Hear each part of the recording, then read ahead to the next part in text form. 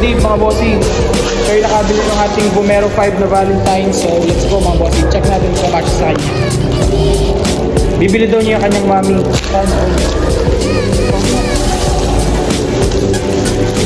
Okay, check ko lang kung kasya. Grabe naman yan. Napakamura naman yan, boss. Kano lang yan, boss? Baka naman discountan mo pa ako, boss eh. Boss, So hindi to yung common na Vomero mga boss. Kasi yung Vomero kasi na common, check lang dito. So ito ay may flower siya mga boss. Valentine's yung tawag sa kanya. gusto ko naman guys. Ganda pa nito. Hindi. Hindi, sakto lang yan. Gawa lang yan yung size ng iyong unplug. Vomero 5 na Valentine's. Try ko.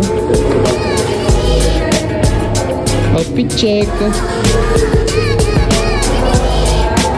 Maganda yun sa mga loose pants.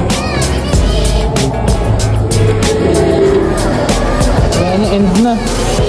2.5 na yan, boss. 2.5. Huwag na ako po sa usapan natin. Ganda oh.